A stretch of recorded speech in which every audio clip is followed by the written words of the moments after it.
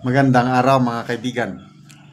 Bigyan natin ng reaction, opinion itong post ni Sas Rogando Sasot na kababalik lang galing sa Minatay. Kasi na deleted yung kanyang account dahil na-report sa Facebook na patay na. May proof of death na isinabmit sa Facebook na patay na si Sas. Kaya deleted ang iyang account. Yun, nabuhay siya muli ito. Very active na naman siya. Sabi niya, "Don't take sides with women in PRRD's life. That's a lot." Tumatawa ang emoji. "Imagine, someone will join Team Elizabeth. You're all not fail." So, tumatawa ulit. So, ito, tungkol sa mainit na bangayan ng mga DDS supporters o DDS vloggers. Dalawa yung kampo na nakikita ko eh. Itong kampo ni Maharlika, Edwin Namora, I don't know sino pa yung mga sumusuporta kay Maharlika. The other side naman, dito, grupo ni na Teo Moreno, Crisette Laureta Chu, Joey Di Bebre. So, merong, ang pagkakaintindi ko lang, ang sinusuportahan ng grupo ni Kipichu, Joey, Teo Moreno, yung team Jas o Jasmine Egan. Ito namang grupo ni Maharlika, itong sinusuportahan niya si Ma'am Hanilet Abansinya. So yun, babanggaan. To a point na meron ng anti-Duterte lawyer, si Attorney Jesus False, sinabi niya na crumbling. London Bridge is falling. House of Duterte is crumbling dahil nag-aaway-away na ang mga Duterte supporters. Dahil nga sa mga babae sa buhay ni PRRD. So, ayan, may team Jasmine, may team Hanilet, meron pang team Elizabeth, yung original, meron pang pang-apat, team Girly Balaba. Grabe. Ano lang, ganyan talaga ang buhay ni PRRD. At sa pamilya na, accepted na nila yan eh.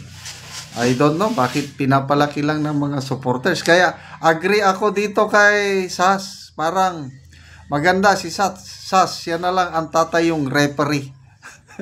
Kaya sabi niya, don't take sides with women in PRRD's life. Agree ako dyan.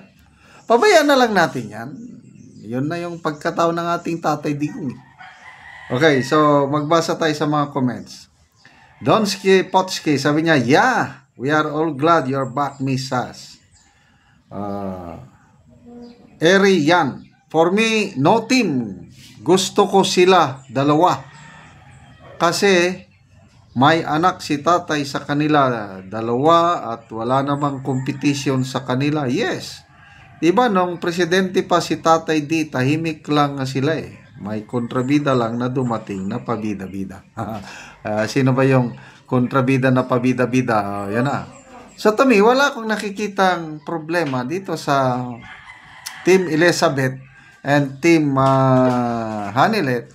Kasi maganda yung relasyon eh. Wala namang away yung anak ni Tatay Digong kay Elizabeth at dito kay Kitty. Very close sila. So ito lang, dumating itong Team Egan, I don't know. May kaibigan ako, nagpadala ng video. Panoorin mo ito tungkol sa mga revelasyon ni Maharlika. Mahaba-haba. Kaya naghingi na lang ako ng summary at naintindihan ko naman. Yun na. To me, kung ako yung tatanungin, hindi yun ang importante. Ano ang importante ngayon? Yung kalagayan ni Tatay Digong. Okay, yung health niya. So ako, everyday, pinag-pre-pre ko ang kanyang health.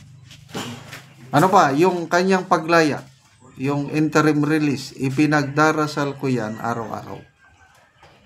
Pangatlo, yung impeachment case o mga iba pang mga kaso-kaso na isinasampa kay BP Sara. Yun, ang tingin ko, importante. And ang pinaka-the best na maitulong natin as DDS, magdasal. Dahil maraming magagawa sa dasal. Kaya ako, wala akong kinakampihan. Yung 4 na nababalita na women sa buhay ni PRRD, so be it. Mayroon pang panlima na alam ko, kailang mayroon pang nagsabi dito, Team Kabadbaran ako. So, sino yung nasa Team Kabadbaran? Kabadbaran, Agusan del Norte. Kilala ko yun. Kailang, wag na lang nating isali. Okay, ito. Jonathan Belen. SAS is the goat of all the Duterte vloggers. No personal intrigues. Just facts. Tama. GOAT is greatest of all time. So, dito ko, lalo akong humahanga ngayon kay SAS, itong kanyang stand na wala nang do not take sides. Pabayaan nyo na lang yan. Adora Reyes. Hay, nako, iwan sa mga DDS daw kuno.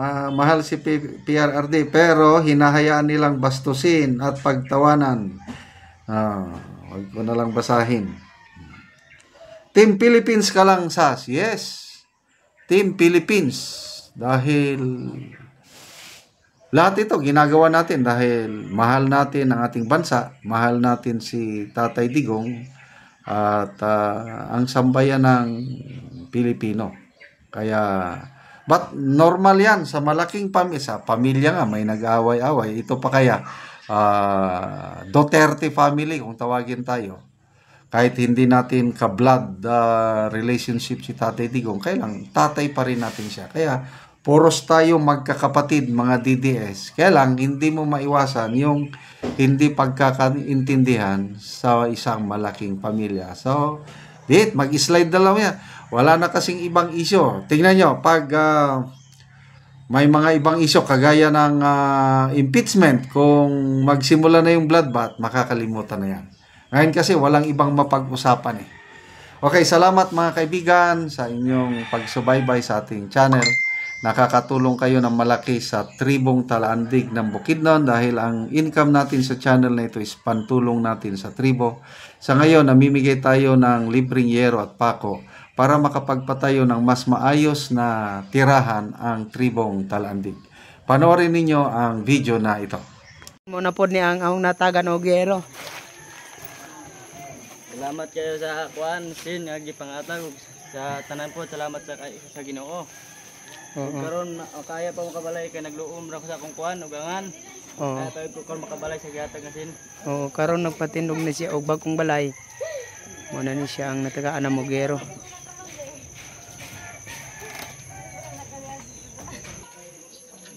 Pasalamat tayo karon sa kuan nagtabang ng yero kay kung wala ning yero di ko makabalay. O usa pa pasalamat sa kuan ning video karon sa mga viewer namo dia karon. Ta suportahan ninyo. Makasalap sila ni.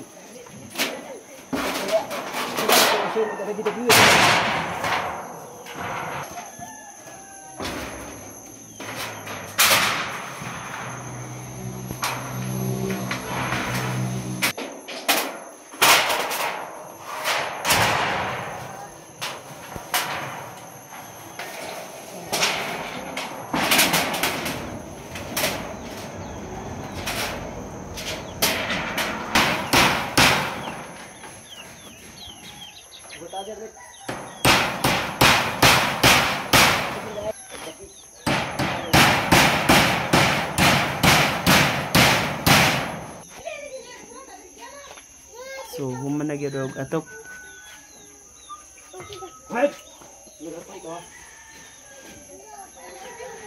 Nindot na gyud nga tan-awon.